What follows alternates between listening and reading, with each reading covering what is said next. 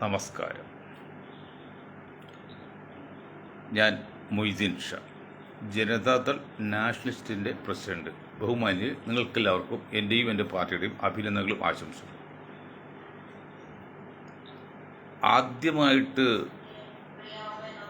അറബി നാടുകളിലെ ഭരണാധികാരികളോട് പറയാനുള്ളത്, കള്ളത്താടിയും കള്ളത്തൊപ്പിയും കൊടവേറുമായിട്ട് വച്ച് അള്ളാഹുവിൻ്റെ നബിവചനമൊക്കെ പറഞ്ഞുകൊണ്ട് ഒരു വിഭാഗം, വളരെ ചെറിയ വിഭാഗം ഗൾഫിനെ മിസ്യൂസ് ചെയ്യുന്നുണ്ട്.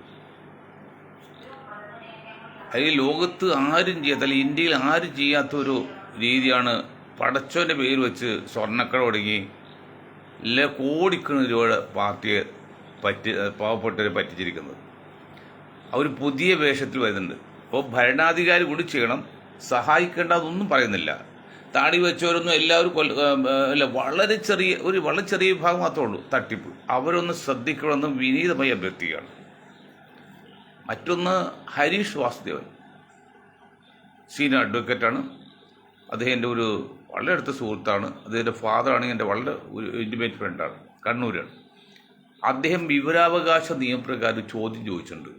സിനിമയിൽ ദൈവങ്ങളുടെ പേര് ഏതൊക്കെ തരാം, എന്നിട്ട് നമ്മൾ സിനിമ പിടിക്കാൻ പോകണം, അപ്പോൾ അതിൽ കഥാപാത്രങ്ങൾ പേരിടണമെങ്കിൽ അത് ഒഴിവാക്കാൻ വേണ്ടിയാന്ന് പറഞ്ഞാൽ വരുന്നത്. അത് ബോംബെയിലാണ് സെൻസർ ബോർഡിൻ്റെ ഹെഡ് ഇരിക്കുന്നത്. അങ്ങോട്ട് ചെന്നിട്ടുണ്ട്. ഒന്ന് ആലോചിച്ച് നോക്കിയാൽ നമ്മുടെ രാജ്യം എത്ര കണ്ട് സാംസ്കാരികമായിട്ട് അധംപതിച്ചിരിക്കുന്നു. ഈ നില പോയാൽ, ഈ നില തുടർന്നാൽ എന്താണ് നമ്മുടെ രാജ്യത്തിൽ ലോകത്തിൻ്റെ അവസ്ഥ? ഇപ്പോൾ ഊതി വീർപ്പിച്ച്, മോഡിജിയെ ഊതി വീർപ്പിച്ച് നമ്മളെല്ലാം വലുതാകുന്നുണ്ട്. നമ്മുടെ അയൽവക്ക രാജ്യങ്ങളിൽ ഇനി ഏതാണ് നമ്മുടെ കൂടെ ഉള്ളത്, നമുക്ക് അനുകൂലമുള്ളത്? ഒന്ന് ആലോചിച്ച് നോക്കിയേ. പാകിസ്ഥാനിന് സ്വാഭാവികമില്ല. ബംഗ്ലാദേശ് ഇപ്പോൾ ശത്രുപക്ഷത്തായി. ചൈന പെടുന്നില്ല. നേപ്പാൾ വലിയ അനുകൂലമില്ല. ബർമയും അത്ര അതില്ല. പിന്നെ വന്നിട്ട് ചെറിയ ദ്വീപ് രാഷ്ട്രങ്ങൾ, അവരെല്ലാം, മ്യാൻമാറൊക്കെ. ആകെ നമുക്ക് അഫ്ഗാനിസ്ഥാൻ ഇപ്പോൾ അനുകൂലമായിട്ട് വരുന്നുണ്ട്. ഇറാൻ, തുർക്കിയൊന്നും ഇല്ലല്ലോ. അല്ല, തുർക്കിയൊന്നും വരുന്നില്ല. ഇറാനാണ് പിന്നെ അനുകൂലമുള്ളത്. ആ ഇറാന് ശത്രുപക്ഷത്താണ് ഇവിടെ സംഖ്യകൾ കാണുന്നത്. ക്രിസംഖികൾക്കും കാസൊക്കെ ചില ലക്ഷ്യമുണ്ട്. അവരെല്ലാം ഇസ്രായേലിനും വേണ്ടി പ്രവർത്തിക്കുകയാണ്. അപ്പോൾ അവർക്ക് ലക്ഷ്യങ്ങളുണ്ട്. അത് ഇന്ത്യയിൽ പ്രവർത്തിച്ച് ഭൂരിപക്ഷ ഹിന്ദു സമുദായങ്ങളിലെ പേരെങ്കിലും അനുകൂലം കിട്ടാൻ വേണ്ടി കാസൊക്കെ ചെയ്യുന്നതാണ്. അത് വലിയ തത്വമുണ്ട് അവർക്ക്, വലിയ ആശയമുണ്ട് അതിന്. അതൊക്കെ ഒരു ചെയ്യട്ടെ. പക്ഷെ ക്രിസംഖികൾ എന്നല്ല, സംഖ്യകൾ എന്ന് പറഞ്ഞാൽ ഹിന്ദു വിഭാഗം എന്തിനാണ് ഇറാനെ നമ്മൾ ശത്രുപക്ഷത്താക്കുന്നത്? ഇസ്രായേലിൽ നമുക്ക് എന്താണ് കിട്ടാനുള്ളത്? ഇപ്പോൾ നമ്മുടെ ഒരു സെബാസ്റ്റ്യൻ ആയിട്ട് ഒരാളുണ്ട്, താന്യം മുസ്ലിം വിരോധി, വർഗീയവാദിയായിട്ട് തൊട്ടത് അറബികളൊക്കെ കൊണ്ട് പുച്ഛരസാണ്. ഷബാസ് മാത്യു സാമുവലേ, ഇവിടെ ബൊറോക്കയാണ് ലോകത്ത് ആദ്യമായിട്ടൊരു യൂണിവേഴ്സിറ്റി തുടങ്ങിയത്. അതൊരു മുസ്ലിം വനിതയാണ്. ലോകത്തെ കണ്ടുപിടുത്തങ്ങളിൽ ബഹുഭൂരിപക്ഷവും അറബികളും മുസ്ലിങ്ങളുമാണ്. ഈ അമേരിക്കയും ഒക്കെ ഇസ്രായേലൊക്കെ വന്ന് 42 ശേഷമാണ്.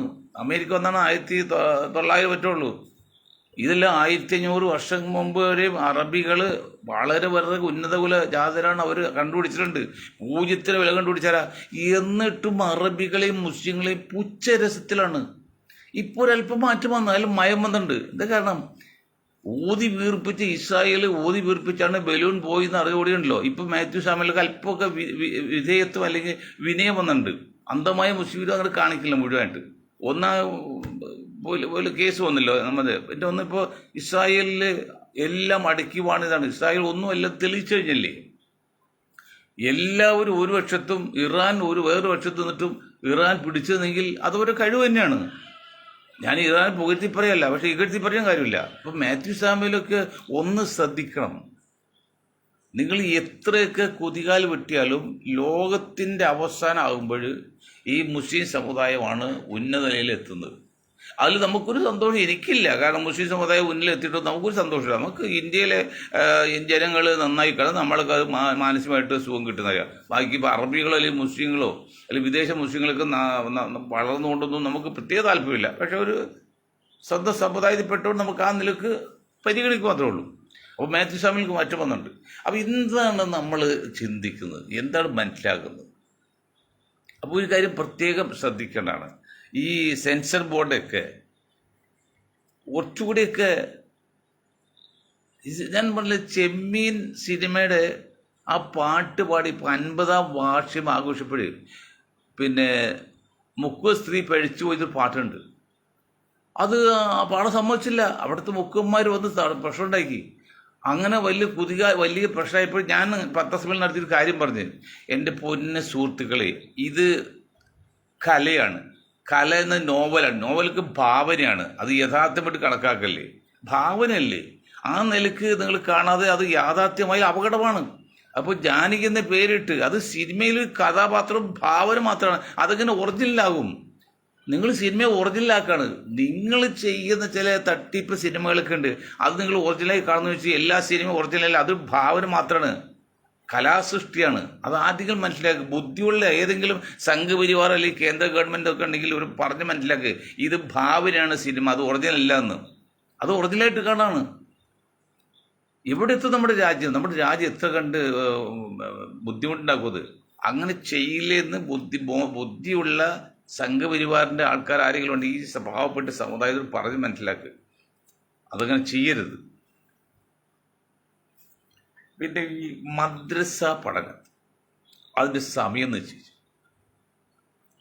ഞാൻ ഒരു കാലിനേക്കാൾ നല്ല അരയാണെന്ന് പറയും പോലെ ഈ 4 മണിക്കൂർ രാവിലെ 4 മണിക്കൂർ വൈകിട്ടാകുന്നില്ല. ഒരു നേരം 1 മണിക്കൂർ കൂട്ടാൻ പാടില്ല. വൈകിട്ട് 1 മണിക്കൂർ കൂട്ടിയാൽ എന്താ കുഴപ്പം?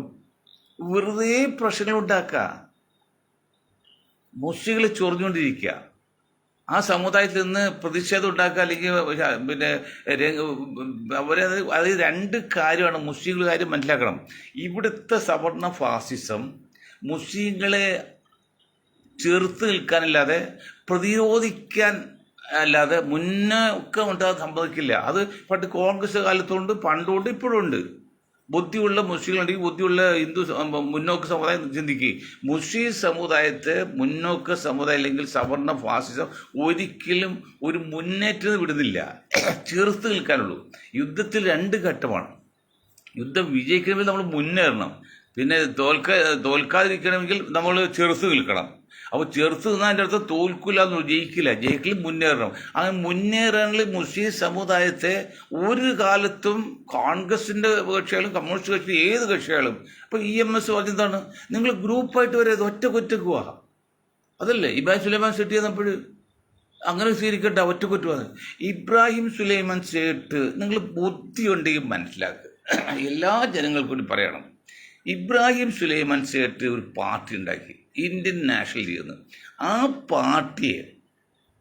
പാർട്ടിയെ പേര് നോമിനേറ്റ് ചെയ്ത് ഹർകിഷൻ സുർജിത്താണ്. അന്ന് ഞാൻ ഡൽഹിയിലുണ്ട്, ഞങ്ങൾക്ക് ഡൽഹിയുള്ള സമയമാണ്. ഇബ്രാഹിം സുലൈമാൻ വേറെ പേരാണ് ഉദ്ദേശിച്ചത്. അത് വേണ്ട, ഇന്ത്യൻ നാഷണൽ ലീഗ് എന്ന് പറഞ്ഞാൽ INL നാക്കാന്ന് പറഞ്ഞ് ലീഗ് ഉണ്ടായി പേരിട്ട് പിന്നെ കമ്മ്യൂണിസ്റ്റ് തിരിഞ്ഞു നോക്കിയില്ല. അവിടെ 27, 28, 29 വർഷം പറ്റി അവരെ കൂടെ നിന്ന് വരാന്തയിൽ, എന്നിട്ടാണ് മുന്നണിയിൽ ഭാഗ്യമായി ഉൾപ്പെടുത്തത്. എന്നിട്ട് ആ പ്രസ്ഥാനത്തെ ഞാൻ ഉൾപ്പെടെ മുസ്ലിം ലീഗ് ഒഴിച്ച് ബാക്കി എല്ലാ മുസ്ലിം സംഘങ്ങളും ഒരുമിച്ചുകൊണ്ട് ഒരു പ്രസ്ഥാനം ഉണ്ടാക്കി അത് LDFന് കൂടെ മുന്നണിയിൽ നിർക്കാൻ വേണ്ടി ശ്രമിച്ചു. ഞാനും ശ്രമിച്ചത്. പക്ഷെ അതിനും തരംഗം വെച്ച് തകർത്ത് കളഞ്ഞു, 4-5 കഷ്ണാക്കി കളഞ്ഞു. കാരണം പിണറായി വിജയൻ പറഞ്ഞാൽ ഈ INL പിളർന്നു പോവുക, മര്യാദ നിൽക്കണം, ഞാൻ 2 കൂടി സമ്മതിക്കല്ലേ. ഇല്ല, അവർക്ക് പിളരാൻ ആവശ്യം കൊടുത്തത്.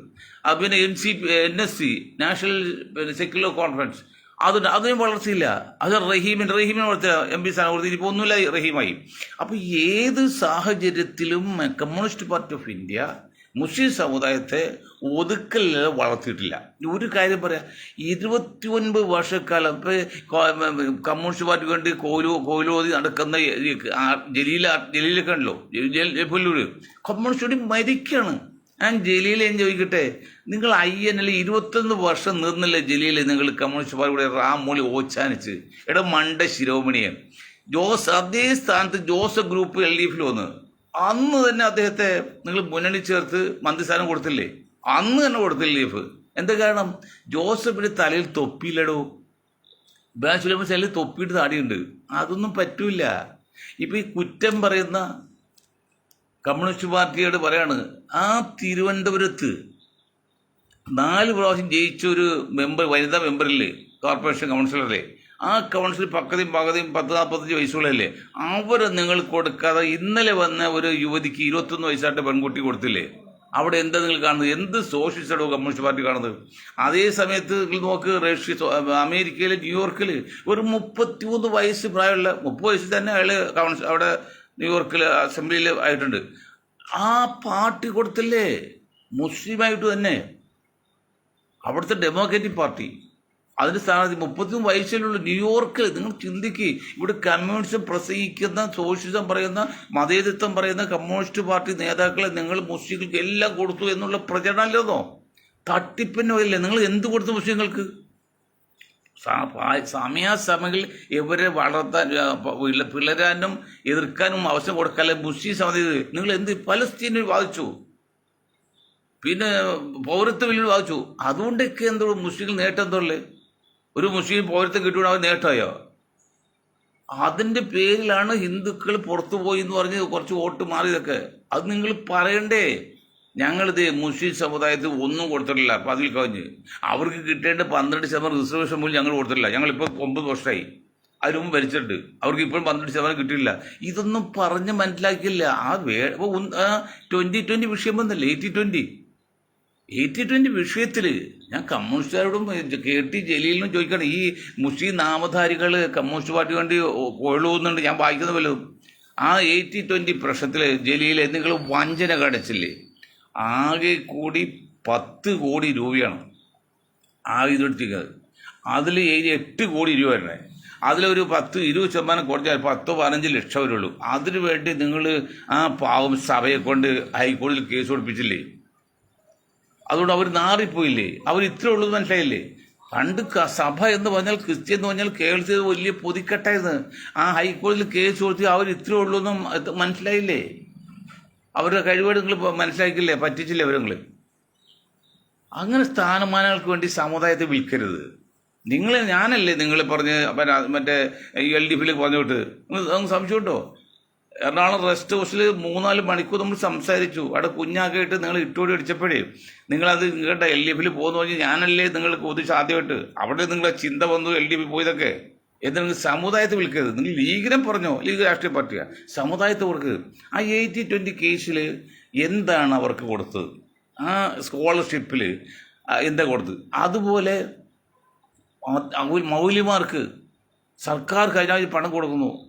പിന്നെ ശബരിമല പണം കൊടുത്ത് മൗലിമാർക്ക് പെൻഷൻ കൊടുക്കുന്നു, അല്ലെങ്കിൽ ഇത് കൊടുക്കുമല്ലേ? അതങ്ങനെ നല്ലതെന്ന് നിങ്ങൾ സത്യം തെളിയിച്ചോ?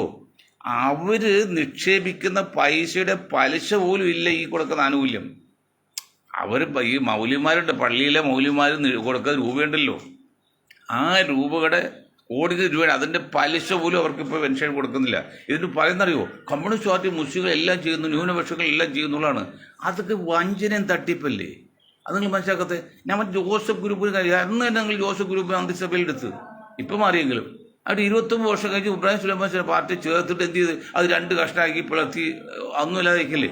അമേരിക്കൻ പെൻഷനില്ലേ പട്ടി തല്ലി കൊന്നിട്ട് പെട്ടിയാന്നത്. അവർ തിരുവനന്തപുരത്ത് പിന്നെ ആ മേയർ കൗൺസിൽ വന്നപ്പോഴേ നിങ്ങൾ എന്താ ചെയ്ത്? ഇതൊക്കെ ആ പകൽ വെളിച്ചല്ലേ? ഇത് നിങ്ങൾ പുറത്ത് പറയാൻ പറ്റില്ല. പറഞ്ഞപ്പോൾ നാണക്കേടാ. അത് ഞങ്ങൾ പറയാം. മുസ്ലിം സമുദായത്തിൽ കമ്മ്യൂണിസ്റ്റ് പാർട്ടി ഒരു കിട്ടില്ല, കിട്ടാവുന്ന സന്ദർഭങ്ങളിൽ ഒഴിവാക്കിയിട്ടുള്ളൂ.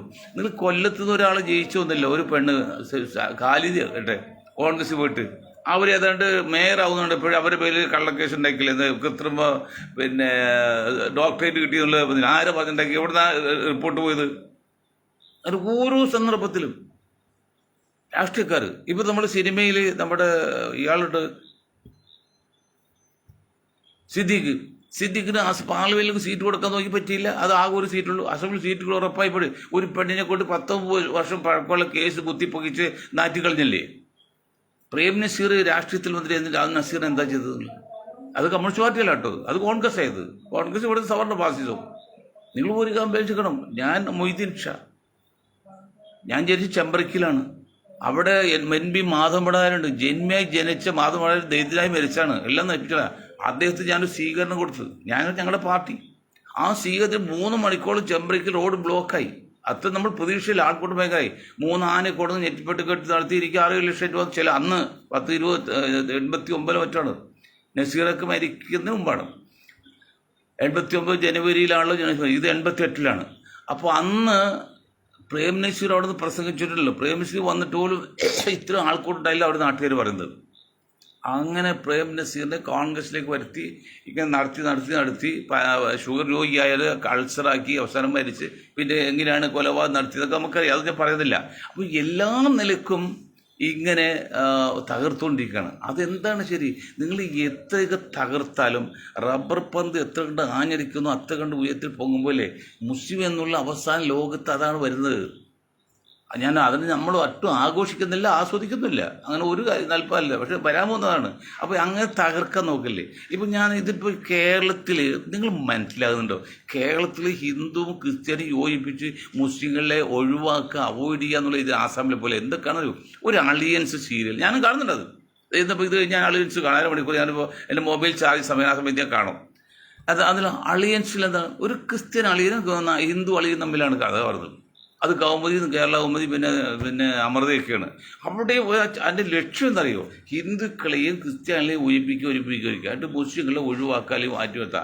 അതിൽ വലിയൊരു അവോയ്ഡ് സിസ്റ്റം ഉണ്ട്, ഒഴിവാക്കൽ തത്വമല്ലുണ്ട്. ഇത് വേറൊരു കഥാപാത്രം പറഞ്ഞു, ഒരു ജോസഫ് ആള് താടിയൊക്കെ വെച്ച് സാധാരണക്കാരൻ റോട്ടിൽ കിടന്ന് പണം കിട്ടി. അത് വേറൊരു പുള്ളി താമസിക്കുന്ന സ്ഥലം എവിടെ എന്നറിയോ? ഇതൊക്കെ പറയേണ്ടി വരുന്നു, അല്ലെങ്കിൽ ബുദ്ധിമുട്ടാണ്. എന്നിട്ട് പറയിപ്പിക്കുക, കഥാപാത്രത്തോട് പറയിപ്പിക്കുകയാണ്. എൻ്റെ പേര് ജോസഫ്, ഞാനിങ്ങനെ ബാങ്കിൽ ലോൺ എടുക്കാൻ പോയതാണ്, അപ്പോൾ കടം കിട്ടി ഇവിടെ ഏൽപ്പിക്കുകയാണ്. ഞാൻ താമസിക്കുന്നത് നമ്മുടെ ചർച്ചിൻ്റെ ബാങ്കിൽ കാണുന്ന അമ്പലത്തിൻ്റെ പുറകിൽ. ഇതൊക്കെ അമ്പലം ചർച്ച് വരുത്താണ്.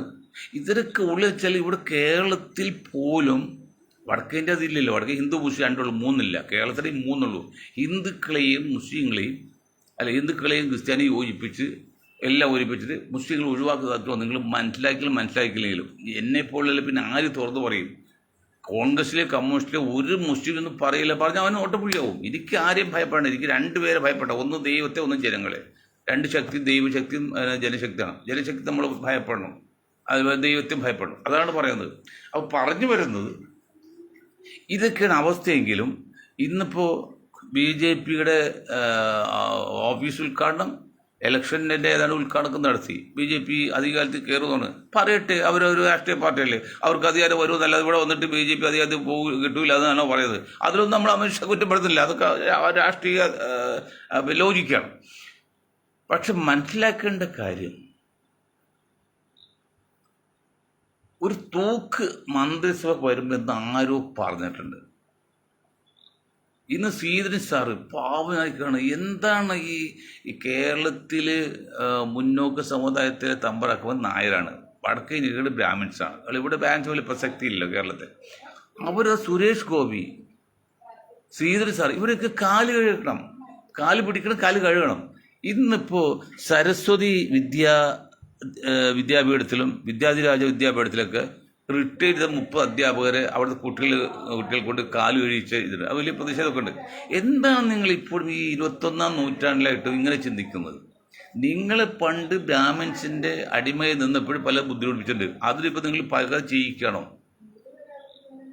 മോശമല്ലേ? അത് തന്നെയല്ല ശ്രീധരൻ സാറേ, ഞാൻ അങ്ങയോടൊക്കെ പറയാണ്, ഒരു ആൾ മുഖ്യമന്ത്രി ആണോ എന്നൊക്കെ തീരുമാനിക്കുന്നത് ആ ആളല്ല സാർ. നിങ്ങൾക്കെന്താണ് ഈ മണ്ടത്തരം? ശശി തരൂർ മണ്ടത്തരം കാണിച്ച്, സുരേഷ് ഗോപി മണ്ടത്തരം കാണിച്ച്.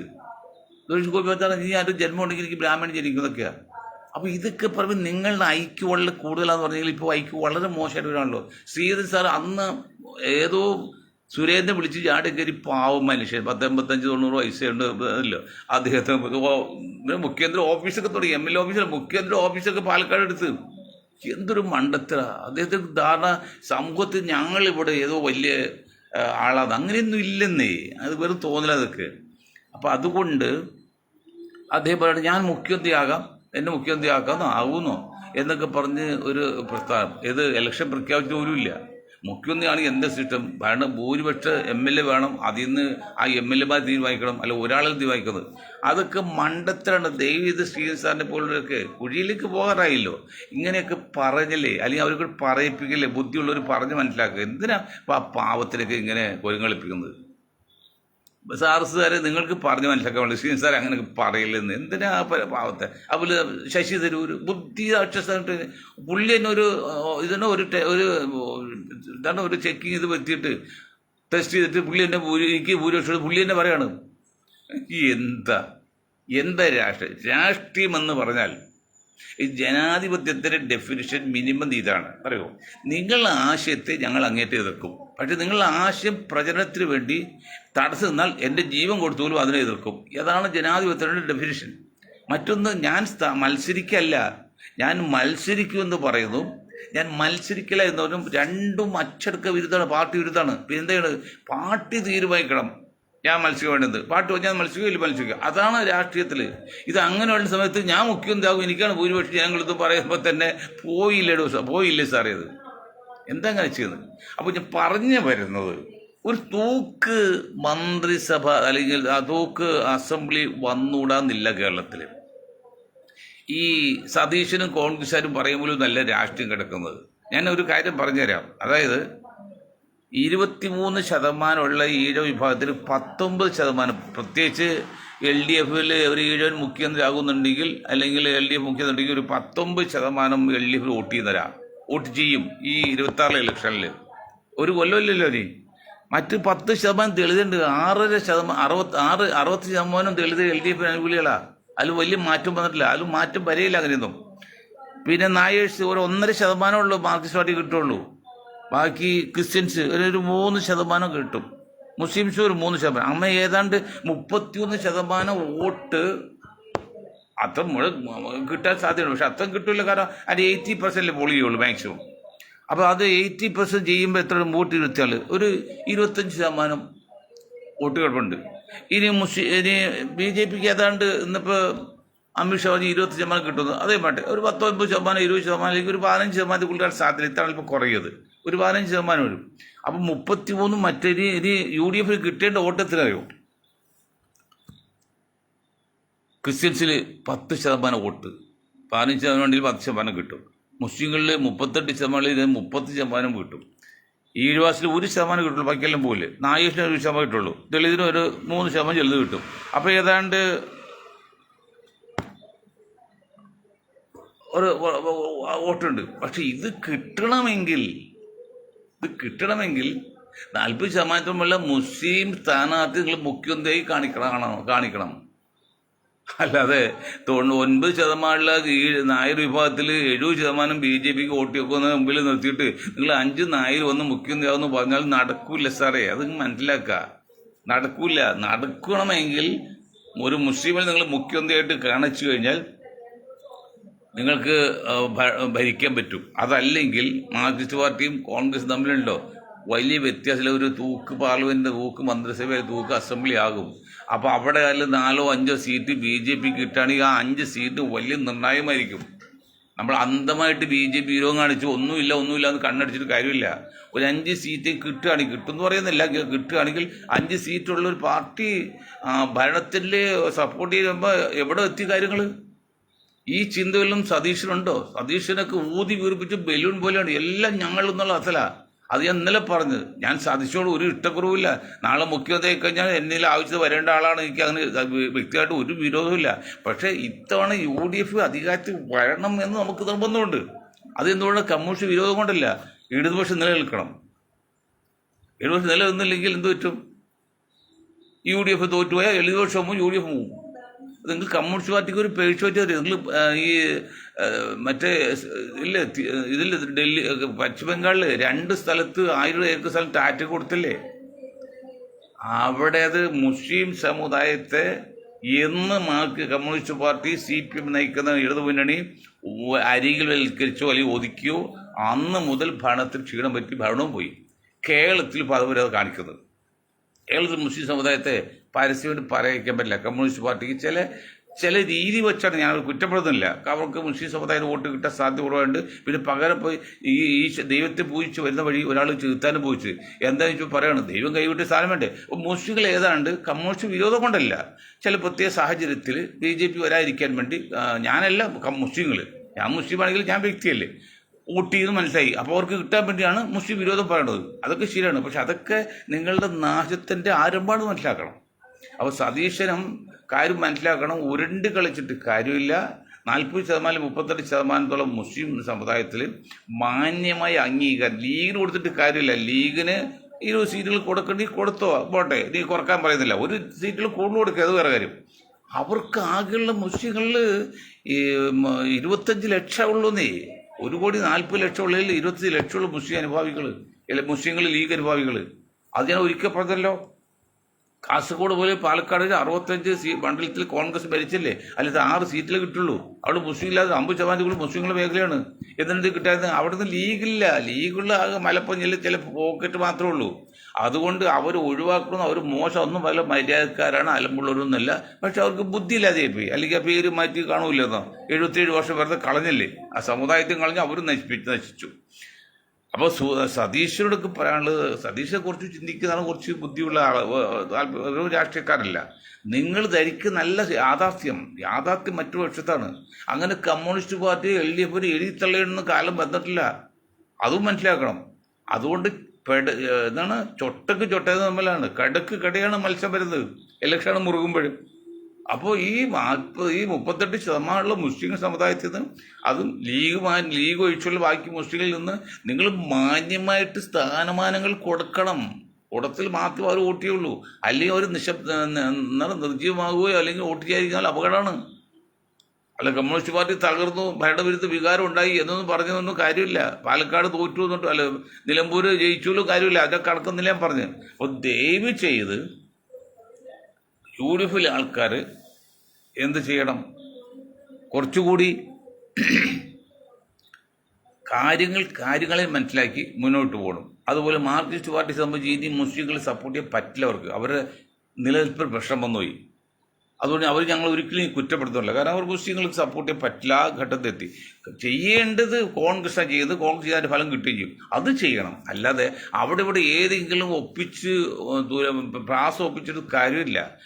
ഷാനവാസാണ് എറണാകുളം ജില്ലാ പ്രസിഡന്റിനെ കൂടെ സതീശിനെ കൂടെ നിർത്തി, എന്നൊന്നും കാര്യമില്ല. വോട്ട് കിടക്കുന്ന പിന്നെ പുള്ളിയുടെ കയ്യിലല്ല, വോട്ട് പബ്ലിക്കിൻ്റെ കയ്യിലാണ്, പുറത്തുള്ളവരാ. അവർക്കും പ്രത്യേക രാഷ്ട്രീയമില്ല, അതും മനസ്സിലാക്കണം. അതുകൊണ്ട് അക്കാര്യം പ്രത്യേകം ശ്രദ്ധിക്കണം എന്ന് പറഞ്ഞുകൊണ്ട് ഞാൻ നിർത്തുക. അപ്പോൾ ഒരു കാര്യം കൊണ്ട് പറയാൻ നിർത്തുക. അതായത് ലിസി ഹോസ്പിറ്റൽ മണിമാളികളും അവർ പണ കൂട്ടാണ്.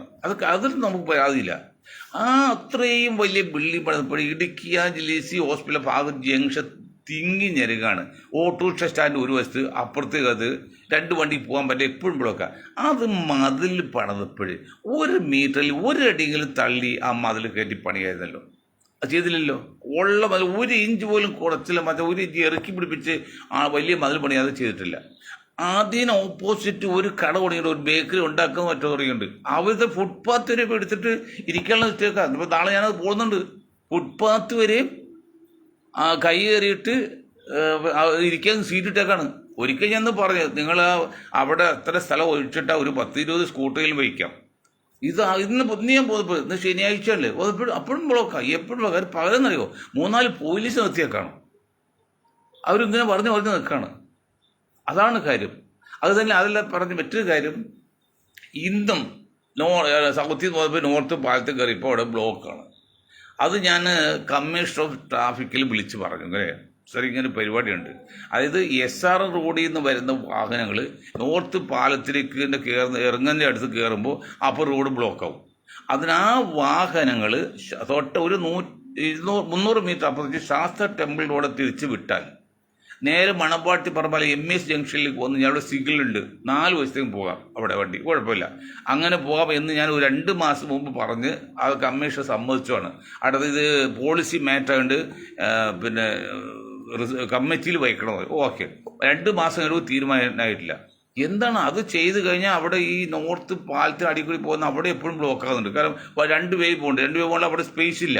അപ്പോൾ ഇതാകുമ്പോൾ അവിടെ 1 വേ ആകുമ്പോൾ തിരക്ക് കുറയും, ആ ഭാഗത്ത് തിരക്ക് കുറയും. അങ്ങനെ ഓരോ പോയിന്റ് കണ്ടുപിടിച്ച് ചെയ്യണമെന്നേ. മറ്റൊരു കാര്യം പറഞ്ഞത്, ഇപ്പോൾ ലിസി ജംഗ്ഷനിൽ നിന്ന് ഇറങ്ങി വരുമ്പോൾ റോഡ് വലിയ ഹൈവേ ആണല്ലോ, അവിടെ നിന്ന് ഒരു ഓപ്പൺ വെച്ച് KK റോഡിലേക്ക് ഓപ്പൺ വെച്ചപ്പോൾ അവിടെ സെബാസ്റ്റ്യൻ റോഡിൽ ഒരു കലകുണ്ട്. ആ കലകിൻ്റെ ഒക്കെ വീതി കൂട്ടിയില്ല. അവിടെ 2 സൈഡ് 1 അടികൾ കൂട്ടാണെങ്കിലോ 2 വണ്ടിക്ക് സുരക്ഷമായിട്ട് പോകാം. ഇത് 1 വണ്ടിയിലും അപ്പുറത്ത് ബ്ലോക്കാണ്. അങ്ങനെ ഒന്നും ചെയ്യാതെ നമ്മൾ ട്രാഫിക് ഉദ്യോഗസ്ഥന്മാരും പോലീസുകാരും ഈ വണ്ടി ഹെൽമെറ്റ് പിടിച്ചൊക്കെ ആയിട്ട് നോക്കല്ലാതെ ദീർഘമായിട്ട് ചിന്തിക്കുന്നില്ല. അത് ഉദ്യോഗസ്ഥന്മാരോടും അവിടുത്തെ കൗൺസിലർമാർ, ഈ കൗൺസിലർമാർക്ക് എന്താ ഒരു പണി? അവിടുത്തെ കൗൺസിൽ കാണുന്നില്ല അവിടെ എപ്പോഴും റോഡ് ബ്ലോക്ക് ആവുന്നത്. ഞാൻ നോക്കി ഒരു അടി വെച്ച് 2 സൈഡ് അവിടെ വീതി കൂട്ടാൻ സ്പേസ് കിടപ്പുണ്ട്. ആ ഒരടി അങ്ങോട്ട് വീതി കൂട്ടണ്ടല്ലോ, ആ 2 വണ്ടി ഇട്ടായിട്ട് പോകും. ഇതിപ്പോൾ ആ പാലത്തിൽ വരുമ്പോൾ 2 വണ്ടി കയറില്ല, ഉടനെ ബ്ലോക്കായി. ഇതൊക്കെ ഒന്ന് ശ്രദ്ധിക്കണം എന്ന് പറഞ്ഞുകൊണ്ട് ഞാൻ എൻ്റെ വാക്കുകൾ നിർത്താൻ. നിങ്ങൾക്ക് ഒരായി നന്ദി. ജയ് ഹിന്ദ്.